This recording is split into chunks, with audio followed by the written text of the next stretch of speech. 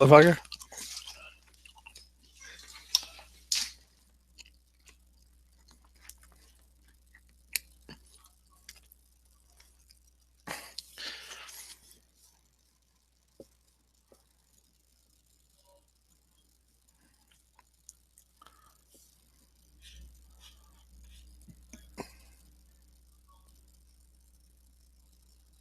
Hey, everybody.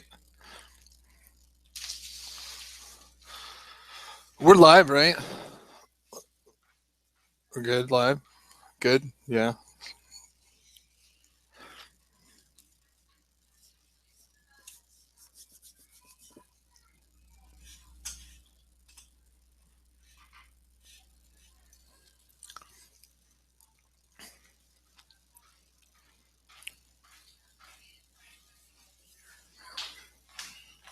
So I'm live, right? Like live right now, or live? There you go. People coming in. Hey, everybody, what's up? Today I'm going to be joined by Mike Spadier. I know it's early. He is the CEO of ONNIT, which is one of our sponsors. I'm super happy to have them as a sponsor. I'm happy to be associated with the brand. And with that, we'll get the show started in just a second. Feel free to answer any and all questions. Today, I'm actually you see we use Webinar Jam. I'm at Webinar Jam headquarters in San Diego. So been sitting with Andy Jenkins all day, brainstorming about some stuff. Let me know, you guys coming in, trickling in, if you have any audio issues, if I'm sounding good, whatever. I'm using all Andy stuff, which is amazing. He's got this soundboard, like all these video monitors. Like, you know, if you guys know Andy, he's won an Emmy Award he was the editor on the Blair Witch Project. He also won an Emmy for NFL Films. He's an NYU grad. Doesn't get about better resume than that. He's a creator of the Video Boss and obviously Webinar Jam. So I should actually yell at him to come out here. I'm at his house, which is ridiculous. So this is actually like his guest. I don't know. It's almost like a cabana, but it's huge outside of his house and his work environment. So it's really truly awesome. And thanks to Andy for letting me hang out here. And I've talked about why we use Google Hangouts Webinar Jam, and they've got some really exciting announcements coming up. So they're not a sponsor of the show, but as you can see, we use them. I use them for pretty much everything. I love it because when I used to do stuff, I do it through a Skype thing and everything, and it just I see Mike's joining us. Hey, Mike, how are you? I'm doing well. How are you? I'm doing fantastic. And I was just telling everyone I've had a lot of big company CEOs. I've had Mark Cuban on. I've had several people on. And I'm as excited to talk with you about more than anyone I've ever had on. And I would say that I'm more excited about the brand that you've built because I'm a huge mixed martial arts fan. And I hear ONNIT sponsoring, you know, Joe Rogan, Fighter and the Kid. I love Fighter and the Kid. That's amazing how big that's grown. So anyway, thank you so much for coming on the show. It's a pleasure to have you. Absolutely, man. Thank you very much for having me. Yeah. So I'd be honored actually to hear, and I know our fans would be as well. And right now during the podcast that will be syndicated out everywhere. Right now it's just the people getting the behind the scenes video, and we'll post the edited version of the video on there. But I would love to hear your backstory on how, you know, you got where you're at. Sure. So, man, we're going to go way back. You know, I started kind of like how a lot of other people started in internet marketing world, which is more or less in, you know, the late 90s, early 2000s, just kind of getting really involved in web design and kind of like figuring out what this new trend on the internet was, and figuring out like more or less how to make money on it, right? So it starts with a hobby and you start kind of making websites, and then you realize that there's some cash out there and some potential revenue that you could be capitalizing on. And logically you kind of start learning some HTML, some Photoshop, and then kind of go out from there. Started doing some websites kind of freelance at that point, built some sites early on. Went to college, and realized very quickly that what I wanted to do and what was available to me in college were completely opposite. Kind of the typical courses that they offered in school were very much at that point tailored towards, marketing and generalized marketing, or communications, or, business and things like that. And in 2001, 2002, there was no college courses that were doing anything with multimedia, anything with graphic design in the sense of Photoshop and Illustrator and things like that, and certainly nothing to do with e-commerce. So I was starting to get pretty frustrated with that, and I was getting, kind of poor grades and spotty attendance, and I very quickly realized it wasn't for me. And I was working at a action sports retailer, which is a fancy way of saying like skateboard and snowboard shop. And they started getting a little bit of traction on the internet, and they had like a Yahoo store at the time, and they were starting to get a little bit of juice going there.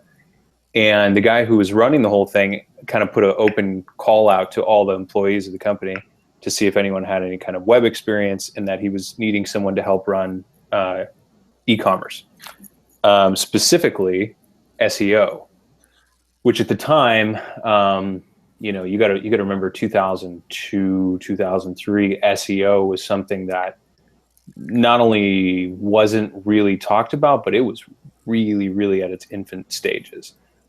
So I kind of bullshitted and told him that I was definitely an SEO guy, and I was definitely the person, he needed for the job. And more or less got by on a few things on my resume. And then first day I got hired, I remember Googling SEO, ironically, trying to figure out what SEO was. So that was kind of my first gig. And then from there, gone here and there, and just kind of kept moving up the chain, started a website of my own, sold it. Now here I am at ONNIT. I really appreciate you sharing that story. And normally I don't ask a lot of our guests to share their stories, because a lot of them are kind of more on the internet marketing side. And, they've told that story a million times because there aren't a lot of internet marketing podcasts. But with you building that brand, I didn't know that you had that background to start with. And for those of you who don't know, Mike is the CEO of ONNIT. CMO. And you're the CMO. Okay. I thought you were the CEO. So we've had conversations, and they're a sponsor of the podcast, which everyone will hear. And it's amazing to me that I'm a big brand guy. Like, it's funny because I've done, and those that follow me know, my playbook is like, one, I think of a company, and two, I make a shirt and a logo. Like it's usually like the number one thing I do. So I'm a big branding person. And you guys, what you have done with ONNIT, and ONNIT, for those listening, ONNIT is, I've heard your guys explain it like Rogan or other buddy, like I think Rogan explains that it's a full body enhancement or something like that. But it really is, like the Alpha Brain that I use, there's a lot of other supplements, but you guys also have workout stuff. What do you say? And actually I have an exercise for you, if you don't mind. Sure. If let's say I'm walking down the pathway with my wife, and we're sitting there, and you come by me, and you've got this ONNIT shirt on. Mm-hmm. And my wife turns to me and says, ONNIT, that's the company that does X. What is X? So when I started, it was one thing, and then it evolved into another thing, and blah, blah, blah, blah. And now at the point for the last year and a half, what I've said when people ask that question is, ONNIT is a health and fitness lifestyle brand. So, it was supplements, it was foods, it was fitness equipment, it was health and fitness. But we've kind of taken that evolution now from being really defined by products to really being defined by a lifestyle. And that's really kind of the goal, really, for anyone starting a brand, I think, is to get to that point where your name, your brand's more than just the products that you sell. It's really kind of an idea of what you represent in your own life. And I think that's one of the reasons I was so excited to work with you guys, was because when I was originally approached by your affiliate, manager, and I was like on it, like, what? And I mean, we do a lot of advertising, on the blog, and a lot of reviews and a lot of stuff like that. There's never been anyone come to us. I mean, this podcast, we have Beats by Dre, we have a bunch of sponsorship, which that was pretty amazing as well. But like you guys, I mean, I hear you guys on Fighter and the Kid, and it's weird because I'm like giddy a little bit, and I never get like that. So my audience is probably like, what the hell? But for those who are mixed martial arts fan, or when you said lifestyle, it really resonated with me, because like, I don't listen to the Fighter and the Kid necessarily. I mean, I was a mixed martial arts fan first, but then Callan and those guys just do. And for those, I mean, that podcast is like number one right now. I mean, yeah, it's up there. It goes back and forth, but it definitely teeters in that top 5 position. And so the reason, I mean, I don't really listen to it. I came for the mixed martial arts, right? I stayed really because of the lifestyle, because what those guys just talk about in their lives, what they do every day. Schwab, almost get into a fight because someone spit on his Porsche, Callan and his, hilarious stuff. And then them, it's just, and the same reason with Rogan, is you really kind of resonate. And I've been told by my fans that, it's just me doing dumb shit or talking about the stupid shit I did this morning or whatever, is just yourself, and the lifestyle. And I think that's really interesting, is that the whole ONNIT lifestyle stuff really resonates also with the people that you're sponsoring and are promoting it as well. Yeah, it definitely has kind of a, a magnetism to it. So it starts kind of at the top with what we're trying to accomplish, and then it kind of brings like-minded people to the brand, and then those like-minded people bring other like-minded people, and and it just kind of gets started and kind of catches momentum in that way.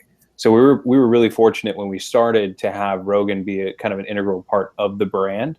And so Rogan, with his show in 2010, from what it was at that point to what it is now, for the last 6 years of that growth, we've kind of benefited ancillarily to how he's grown.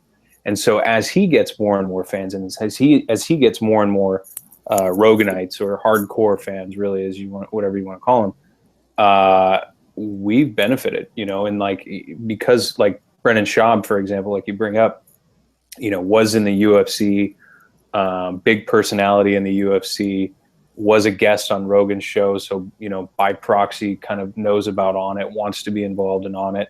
Then we start talking to him, and because there's been such a good fit with him, Callan comes along, because really, if you want to distill it down to its simplest form, it's word of mouth, and the people that you respect and the people that you trust are really helping you drive decisions when it comes to what brands you follow, let alone what stuff you're putting into your body, like supplements or foods. Right. And so are you in LA right now? No, we're in Austin, Texas. Oh, okay. Because I know like they do the ONNIT studios in, was it Playa Vista or whatever? Right. Yeah. So I think I might have asked you that in a private conversation. Anyway, yeah, that's okay.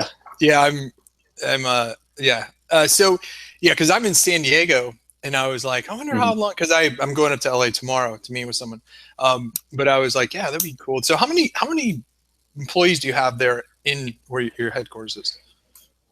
So, at the actual headquarters, it's a little bit of a trick question, because we have the headquarters, which is the office, customer service, wholesale, marketing, creative, all that stuff. But then right next door to our HQ is the ONNIT Academy, which is our flagship gym location. So that gym is open to the public. So we have a really strong membership there.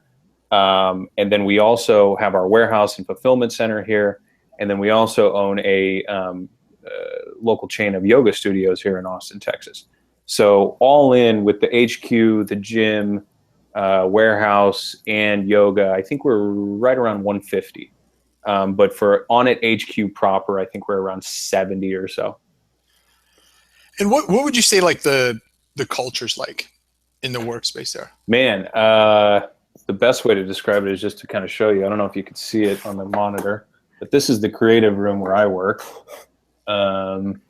We have little trinkets and fun stuff everywhere. We have a giant movie projection screen that we all watch movies and stuff in the office. We have music pumping 24/7.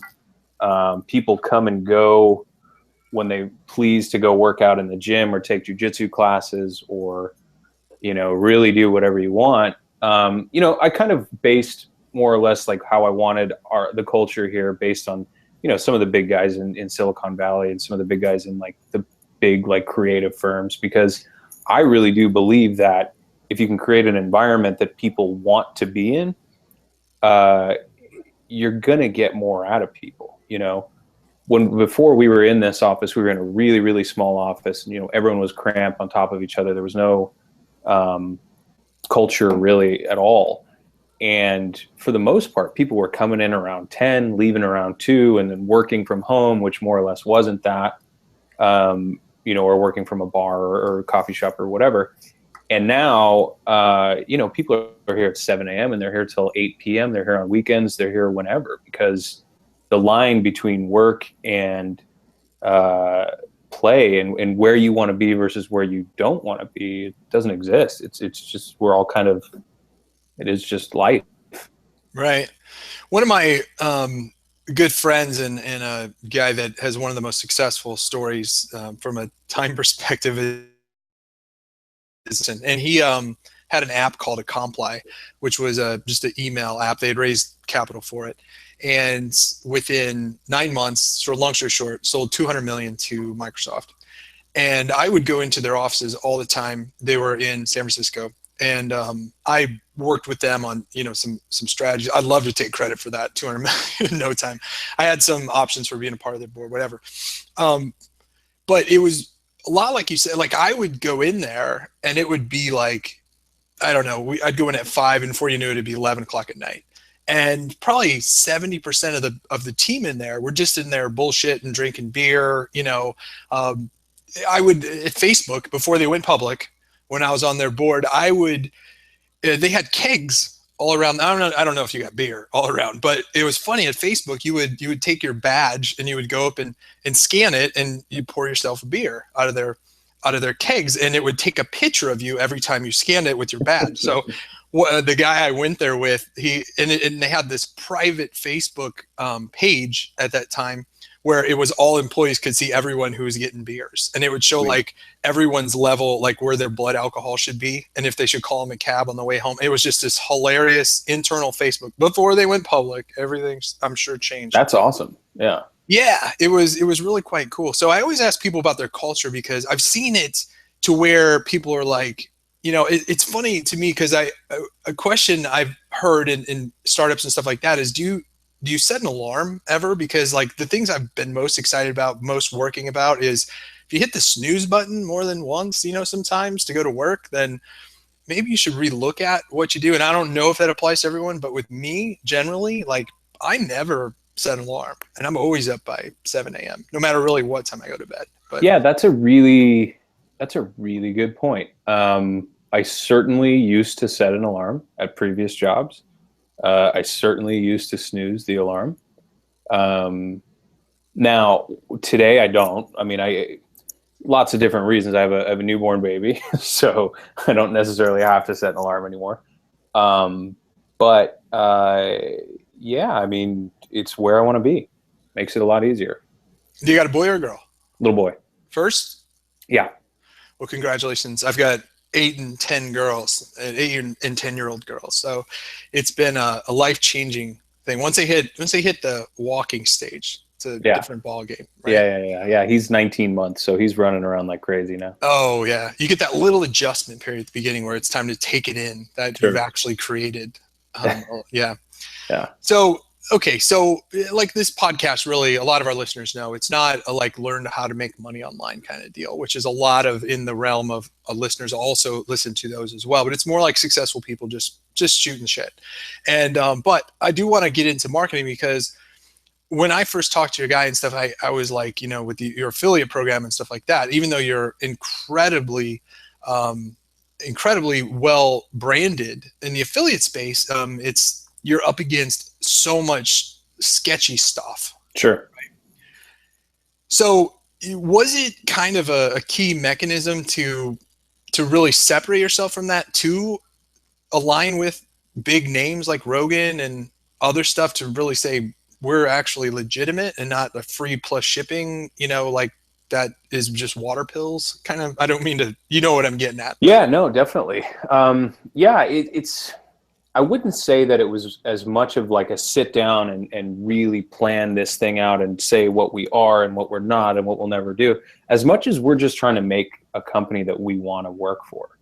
There's a lot of different ways that you can approach starting a business or even running a business. And you can do it from the standpoint of, let's figure out ways to make as much money as possible, or you can take the first step towards, let's figure out how to make the coolest company we could possibly make, or let's figure out at the ideal place that we want to work. And luckily, we've been able to make money doing the latter. And yeah, you're absolutely right. In the supplement and health food industry in general, it's a lot of bait and switch. It's a lot of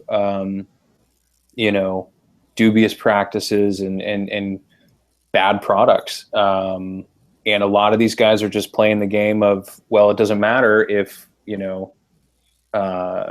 we sully the name or don't have a strong brand, because the game is just more people.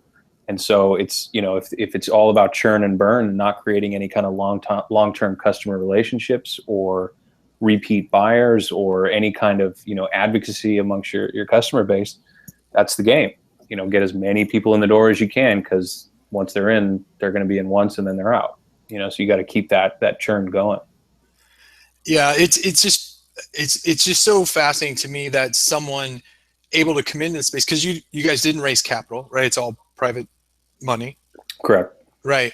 Because almost like to do the playbook you guys are doing and to get on, the podcast, I think is such an amazing medium to get into. I sponsor some podcasts, and it's such amazing low hanging fruit. Mm-hmm.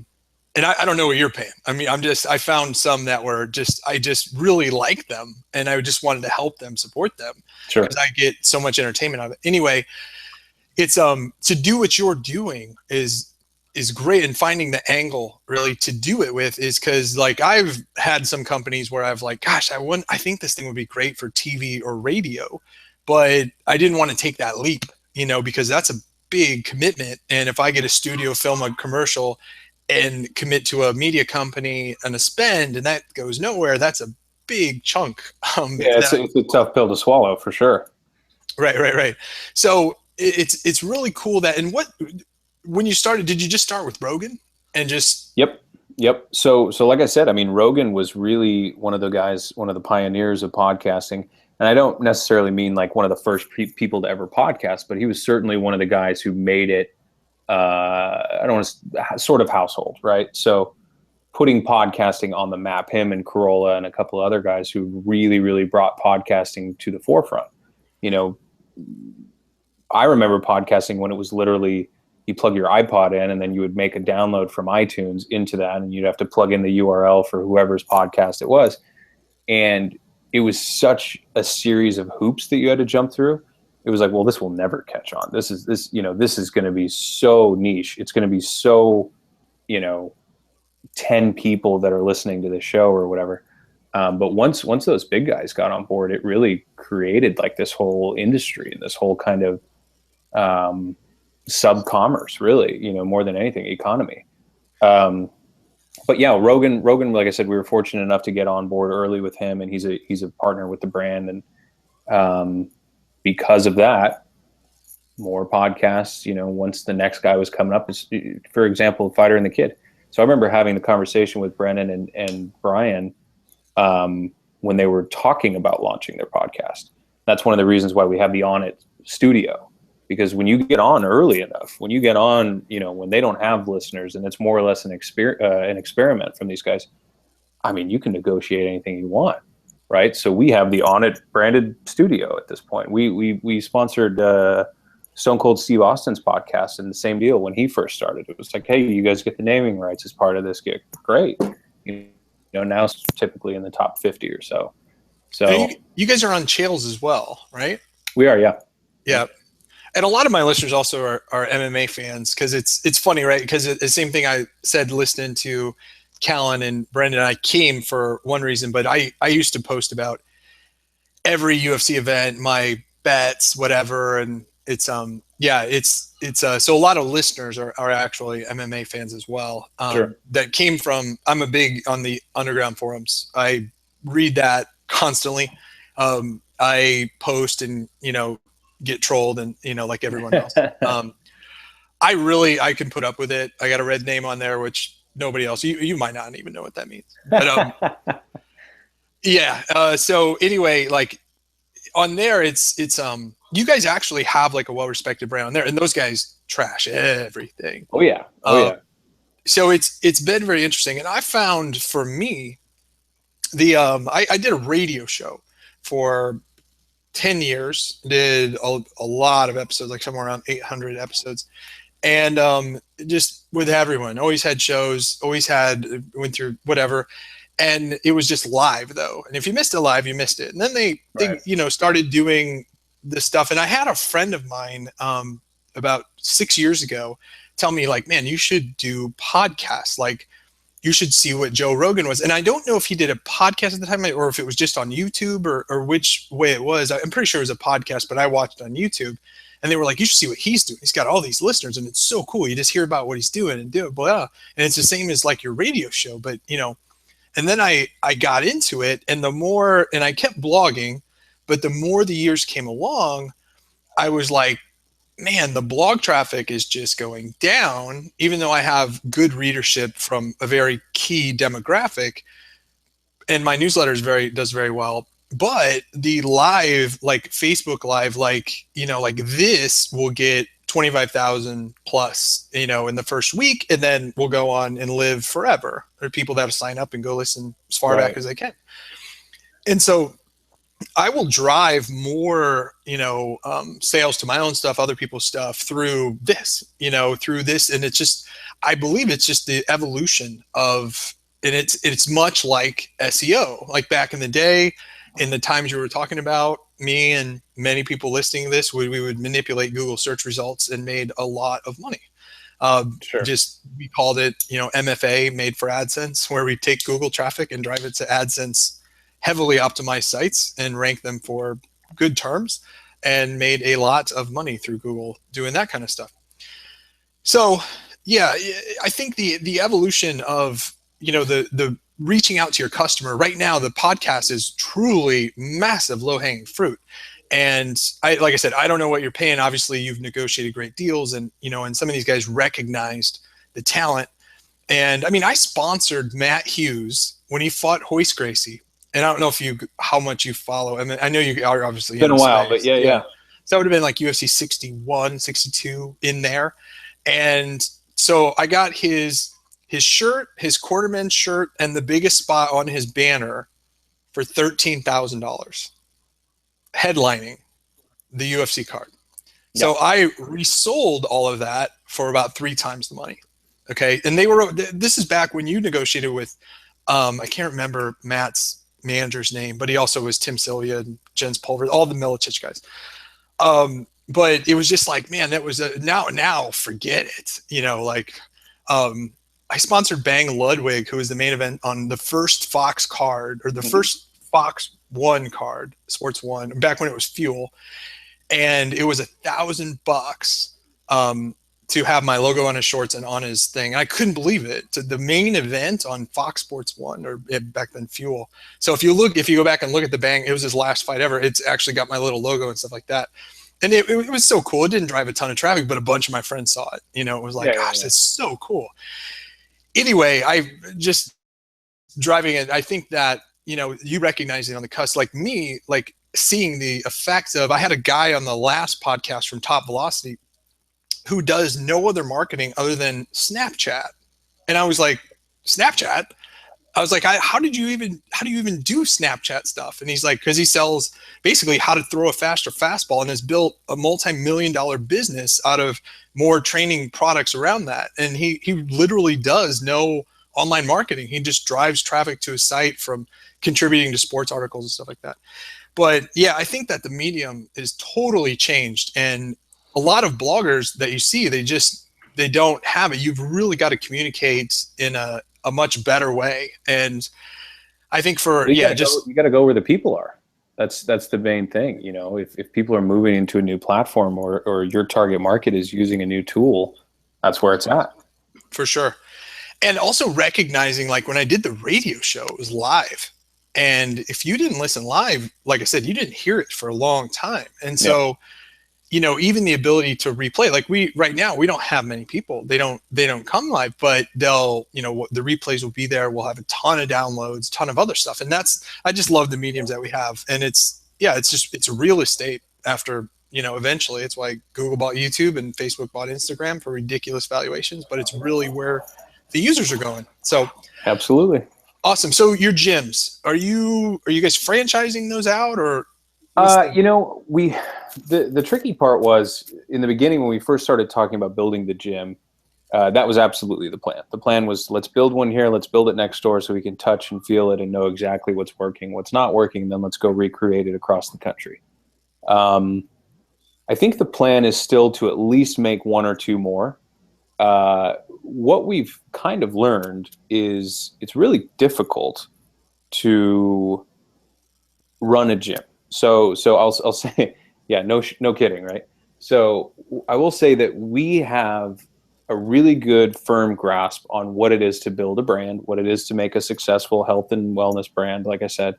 And then we've kind of parlayed that into a bunch of different things. So we've acquired the yoga studio. We have the 10th Planet Jiu-Jitsu. You know, we have a food truck here in Austin. We've really just parlayed that to a lot of different things. And the gym is super successful, profitable. We have a great loyal following of people that show up every single day in here and, you know, pay a really, really premium amount of money for their membership. But I think we're a little scared of seeing how much control we would have over another location out of state, what kind of involvement that's going to have from us, how much we'll be able to recreate what we've created here in a satellite location. And I think the plan is eventually to do it, but it's definitely slipped on the priority list just from a standpoint of like, okay, there's a lot of what ifs there. There's a lot of X factors involved in going off site. You know, who's going to run it? Does that mean that person has to leave here? Do we train someone up? Do we train someone from the gym industry, poach them from another company or whatever? And I think that there's, you're in California, I'm from California, so you understand like the In-N-Out model, right? And so In-N-Out for years and years and years was only in California. And I think anyone would say, why haven't you guys expanded to the rest of the country for years? And the problem was they wanted to keep everything as tight-knit and close as possible and really control the entire brand experience. Since then, they've expanded out here into Texas, and there's a couple other spots here and there. But they've been able to do it because they've really, really put a ton of focus in making sure that brand experience is consistent. So I think we'll get there, and we just have to sort out a few details. Yeah, that's really awesome. I live in Nebraska and I'm here in San Diego right now. The In-N-Out hasn't made it to Nebraska yet, and it probably will be the last state that gets it. But Chick-fil-A just landed, and I had Chick-fil-A. I grew up south of Chicago, southwest of Chicago, and there was Chick-fil-A's there, which was close to the home. And it took, that was 20 years ago, or more than that. And they've done an incredible job as well of, I don't know if they're out here in California, Chick-fil-A, but yeah, they are. Yeah. So, what they've done in Nebraska, I know the guy that got rights to the region and everything, what they make you go through to be able to franchise that. 'Cause I wanted to do it. And my wife, of course, who doesn't really like some of the ideas I have outside of what I'm good at, was like, I'll tell you what, if you can go and hold a job at any fast food place for 3 months, that you get whatever you want. So I literally went to McDonald's, applied for a job, and lied on my resume because, one of my friends owned a pizza place, and I said I'd worked there for 5 years and bust tables and stuff. And so they hired me, and I worked there for about 2 hours. And I was like, God, she's right. I would fucking hate this. So anyway, but the hoops that Chick-fil-A makes you jump through is insane. Mm-hmm. design all this stuff, and they put like secret by design for sure. Holy crap! And a close, you're closed Sunday because that's their Right. internal thing. You know, whether you agree with it or not, I respect it, and I respect how they've kept doing that. So from a strategic standpoint, I mean, you've got a lot of initiatives going on. Oh yeah. Right. How do you focus on them? I mean, now with you're really getting, and for those out there, well, a friend of mine, David Delanave, he worked for me for a while. We sold a company, did well. He became, multimillionaire. Started his own gym called the Movement Minneapolis. And when he did it, he got away from the traditional gym model, which is oversell the shit out of it, right? Plan on people being lazy and not paying monthly. Right. And instead what he did is you pay for the time you spend with a trainer. And it's expensive, Right. but it's awesome. And he called it the movement, and he believed in it. And they have a cult following, just an absolute cult following. And his wife, Jen Delanave, used to be Jen Sinkler, writes for women's fitness stuff. And she's certified under your program. And I forget exactly what it's called, but like a certified trainer or certified. Yeah, the ONNIT Academy certification. Right. And so tell me about, I mean, like you've got all these initiatives, you got the certification stuff, you've got obviously all the products online, you've got your gym, and you've got other stuff. I mean, how do you sort all these out and focus on them? Yeah, I mean, if you were to ask me what's your biggest challenge or what's your biggest hurdle at ONNIT, that's it. Lots of opportunity, lots of ideas, lots of growth, and trying to really hone in on what makes the most sense for the finite amount of resources and time that we have. Luckily, we've been able to navigate pretty well so far. Maybe a couple pitfalls here and there, but really haven't been too bad. The most important thing, as long as we're using our compass, which is more or less do right by our customers, make people, feel good about the exchange that we're giving them. So we need to make sure first and foremost that our customers feel like what they're giving us and what we're giving them is at least an even exchange, and if not more beneficial in their favor. So as long as we sit down and figure out, okay, well, we have a new idea for this initiative or that initiative, we can say in earnest, okay, well, this makes the most sense for our customers, and if it doesn't, then we won't do it. That's probably the long-winded response. The quick and dirty response is we have a really, really visionary CEO with Aubrey Marcus, and he has the ability to kind of see where he wants things to go 5 years from now, 10 years from now, and really put the pieces in place and say, okay, here's what we need to do over here. Here's what we need to do over here. Hire the right people, really, really smart, talented people, and say, here's the plan, go do it. And, to his credit, I think what I've learned probably on this job, the most valuable lesson I've learned is really, if you can get the right people on the right seats on the bus and really give those people autonomy to make decisions, to succeed or fail, but not have to micromanage them. If you've got the right people, you're going to get some amazing results. So do you then put, like, you're in charge of the gym, basically a manager of each of these initiatives?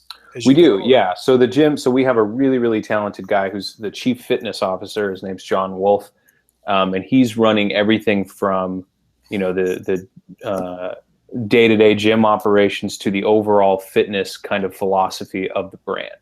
So, we've got fitness implements like the mace and the clubs and the kettlebells and the ropes and all those things.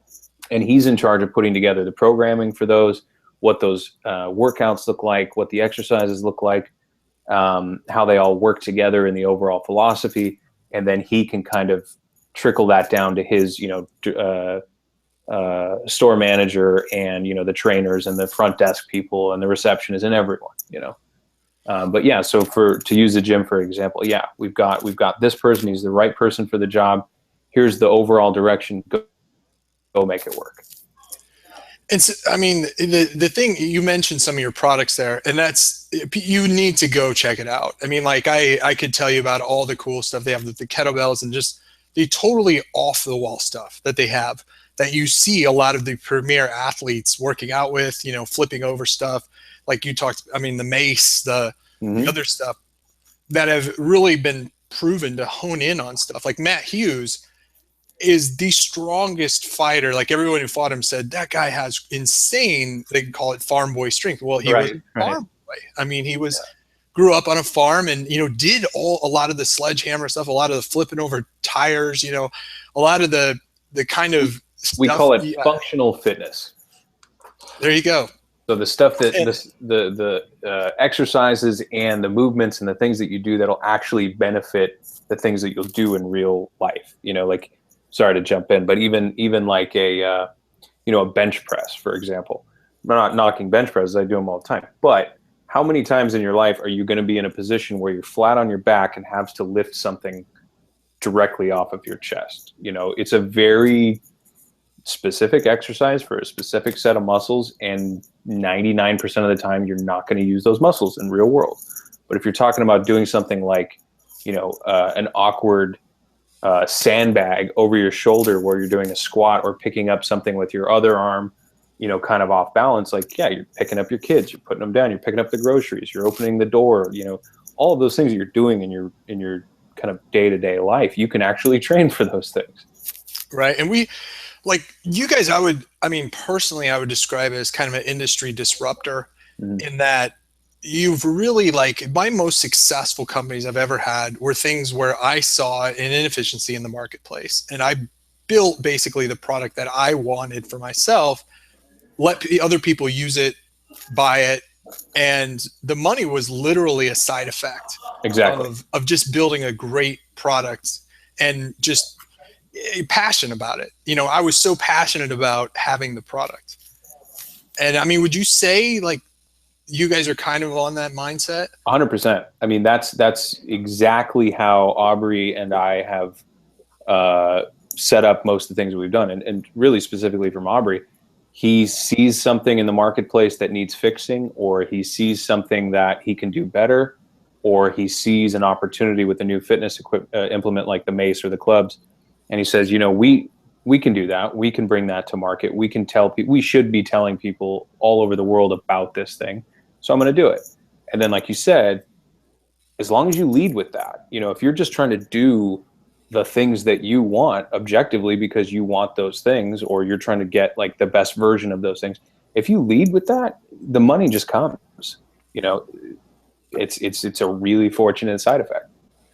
I'm obviously a big fan of the brand, but the products, the Alpha Brain product, which is your flagship product, would you say? Yeah, absolutely. Okay. So the Alpha Brain product, when I first started taking it, it was interesting. And then I noticed, like, one day I started to like kind of like I'm go a mile a minute. I always have to remember, breathe, slow down, especially when doing this. Don't interrupt them, you know, let them finish talking. And I noticed that when I didn't take it, like, I noticed that I was like more fidgety. It's an odd thing. And then I started noticing when I do take it, not like a withdrawal thing, but it was like just more, I'm a type of person where I am a little out there. And so like, I'll go get a Diet Pepsi and come back and there'll be 5 unopened Diet Pepsis. Right. That sounds right. Like I'm going to be peeing in mason jars, like the guy who had the airplane company. What's his face? Howard Hughes. Yeah, Howard Hughes, right? So, but I have to tell you, like, Alpha Brain for me, like, it's kind of like it definitely works for me. And my wife is an anesthesiologist, and so she's, of course, like, you know, I'm trying to get her to try it. She hasn't yet, but it's interesting. And you guys have done the tests on it. You've done a double blind thing, but I want to know what inspired this. Well, that's actually a byproduct of Aubrey and Joe early on in their relationship, when they were talking about supplements in general and kind of just health and fitness. And Aubrey went to Joe Rogan and said, if we could make something, any supplement, what would it be that you would be most interested in? And he said, absolutely a nootropic, which, nootropic is, you can Google it, but it's one of those things where, everyone from Silicon Valley to, Weekend Warriors and Housewives, like everyone is talking about some sort of nootropic. And, easy definition of nootropic is really anything that gives you enhanced cognitive capacity. A lot of people say a cup of coffee is a nootropic. So we have a nootropic that's non-stimulant based, all natural. And again, starting with, well, what do you want? What do you want for yourself? All right, let's make this. And then they were so happy with the formula. It said, I think we can get this out to the people. I think it'll do well. And it has. It's just amazing that, of course, this doesn't come, I don't know why I never thought that Rogan would be one that was in on that as much as he talks about expanding your mind and the stuff he talks about. So I have, that makes a lot of sense about them together on it. And it's just like, there was a guy, Kevin Trudeau, came up with this idea, who I actually know him. He's a sketchy guy. I'm not going to lie. He's one of the most brilliant people I've ever met. He's just willing to just break laws. I'll just be honest. He came up with an idea of like, what if I made a pill that would make you smarter, right? And so he had his own studio. So he filmed, because he's done, if you just Google whatever, you'll see Kevin Trudeau. He's done so many infomercials. So he films the infomercial, packs the studio audience, does all this, has the pill, the smarter pill, has the fake interview, sells a shitload of it on TV, and then has to make it. Like literally the pill does not exist. And, it was just pure, people swear by it, a placebo thing and everything. But placebo is powerful, yeah. And that's actually, I was going to say, like, you guys actually have done the double-blind studies. Yep. I hear all the studies about it. So those listening, I'm sure, like my wife, who's a little, you really, really need to look into it, because it's very interesting. And I was going to actually pull this out of my ass, and maybe somebody's already giving you this thought, is there's, like you said, placebo. But I've never seen anyone sell placebo pills. As weird as that sounds, but placebos have been proven to have an effect. Absolutely. For almost any disease or anything. Yep. Right. And it's like, what if, if you said to someone, what if I could sell a pill online that has been proven to, supplement all these other pills, and it could cost you so cheap, and it's called placebo? And I'm sure it's trademarked by somebody, but that would just be, all the claims are true. It's, you have to pay you'd probably not be breaking the law. I don't think you would be. I'd hire a good FTC attorney to look at that, but right. I want to see the ONNIT placebo brand. Yeah. I came up with that. So hopefully that will never happen. I'd like to just keep making products that actually work, and we don't have to make a placebo product. Right. I'm sure. I just threw that out there. I actually joked with one of my friends before coming on here, and I said, I can't believe it's got to be trademarked by someone, but I'm surprised nobody's never sold placebo pills, like a branded placebo.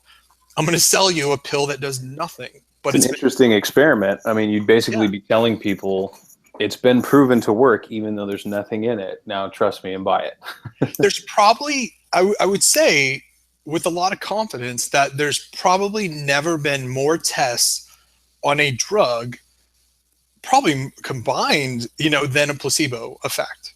Most definitely. Yeah, it's the most branded, the most mentioned. It's probably the most mentioned drug in any publication or anything like that. I read the medical journals my wife gets and stuff, and they're always talking about versus placebo, blah, blah. Anyway, that got off track there. So yeah, I didn't talk to you before about this, but just like the experience of you, like, do you feel like you're living the dream? Do you ever pinch yourself? Every day, yeah. I have the conversation with my wife at least once a month where, we kind of sit down and say, things are really good right now. And it's important to kind of bring that up, because I think we all kind of, just people in general, have a tendency to adapt and settle in to whatever your experience is. And, you're going to, when you're a caveman, your problems are hunting food and avoiding getting eaten by a, dinosaur or whatever, or maybe not a dinosaur, but a large cat, right? When you're in 2016 and you have a house and food on the table and everything else, you have to kind of create problems, I think. And I think that it's really easy to fall into a pattern of, oh, this sucks or this sucks. There's the term first world problems. You start to complain about things that really don't matter, or you start to, be bothered by things and be haunted by things that if you take a step back for a second, you go, maybe I'm just complaining about the temperature of the champagne being a little bit, too warm or whatever. Yeah, I'm absolutely pinch myself, remind myself all the time things are good and life is good.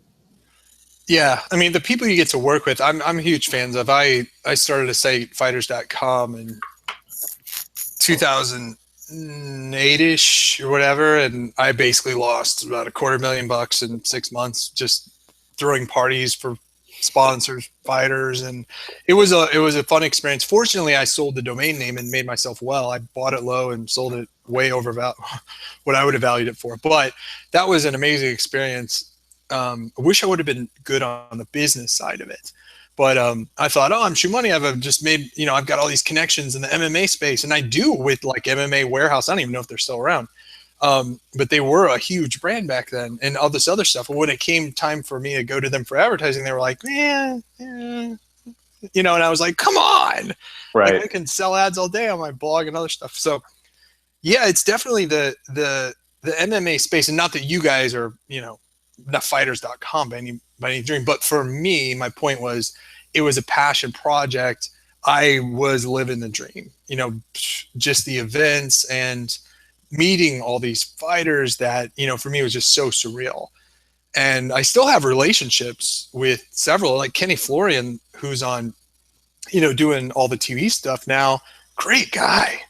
Yep. Like, and some real jerks. I mean, like, that actually skewed me on the UFC, because a lot of people, like, they hate John Jones, right? Because of what he does. And they like this guy because of this reason, or hate this guy. And they ask me, I hate this guy. Why? Well, I don't like what he does. But I'm like, you know what? I've met a couple of these, I've met some celebrities now and stuff like that, enough to know, like, just enjoy them for fighting, because none of these guys, I mean, like, I've met like Matt Hughes. I did his website for free for years. Asshole. To me, he was an asshole. I'm not a jock, right. but he couldn't have been a bigger asshole to me. Other people. Chuck Liddell is a freaking sweetheart. Like, I stayed up with him, and he stayed at my friend's house. He's got kids in Colorado that he comes in when he has whatever his deal is with that. And he goes, my friend has a huge property, and he stays there with him, actually. And so I was up until like 4 or 5 a.m. just talking MMA, just an amazing guy. But anyway, so yeah, be careful, like, meeting, some of your heroes and other stuff, because you might not, they might not be the guys you think. Yeah, it's the old adage, right? Have you had that experience? Because you were getting to meet all these people. I've been pretty fortunate. The people that I've met, they're talking about Rogan, Fighter and a Kid, guys like that, Corolla. Everyone's been super cool. You get your sticks in the mud here and there, and you have, I'm not going to mention names or anything like that, yeah.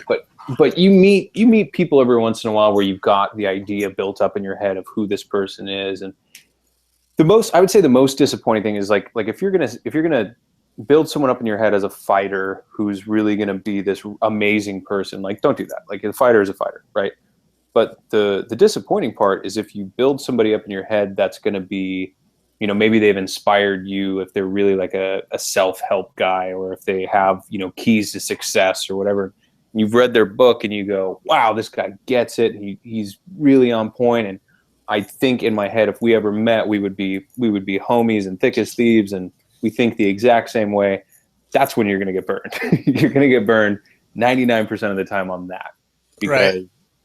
You got to understand, man. I mean, people are writing, people are saying things based on a lot of times selling books, selling products, and if you think that that's 100% who they are, be in for a rude awakening. I would think, like, out of the guys, I would think Chael Sonnen is pretty transparent about. Yeah. I would just, if I had to guess about anyone out there, I think Rogan probably. Rogan is who he is, man. Like, if you listen to Rogan, that's Rogan. Yeah, I've met him just at UFC events, just cage side, taking pictures. Hi, how are you? Nice, I enjoy your podcast. Blah, blah, blah. Right.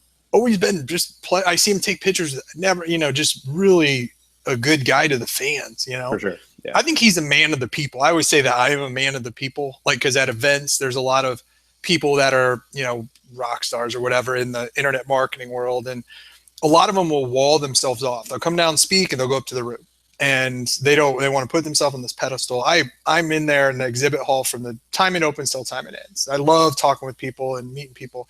And Rogan kind of seems like more of a man of the people. Absolutely.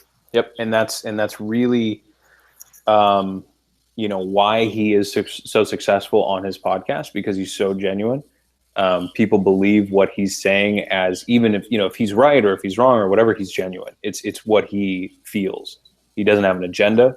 He's not, working really for anyone. I mean, he works for the UFC, but in a lot of ways, he's kind of at arm's distance between, a typical UFC employee and what he's able to do and able to say. That rings true, man. And unfortunately, when he's talking about ONNIT, that rings true as well. And he can talk about the products and the philosophies and everything else from the standpoint of, like, this is what it is. If you're skeptical, read the research. If you don't think it works, if you think it's placebo, check out the study. And it's part of the reason why we say, even if you try our products and you don't like it and you don't think it works for you, 100%, no questions asked, money back guaranteed. Come to us and say it didn't work, we'll send you your money back. No big deal. Yeah, and we had a couple of people say Mega Memory was Kevin Trudeau's thing, and that is what it is. Right. And I don't know if he went to jail for that one. I know the FTC hit him for one of those, and he has a podcast that I couldn't believe the amount of people still listen. I went on it and drove a ton of traffic. Yeah. But anyway, super sketchy guy. I like him though. I mean, like, he makes no bones. I mean, like, you just Google him. I mean, he's sketchy as shit, but the angles he comes up with and some of the stuff is just brilliant. Yeah. But he's willing to cross the line. A lot of people aren't. But sometimes that's the difference between successful people is willing to do what other people's aren't. And then sometimes you fall off you're going to go to jail for this. So, yeah. No, absolutely.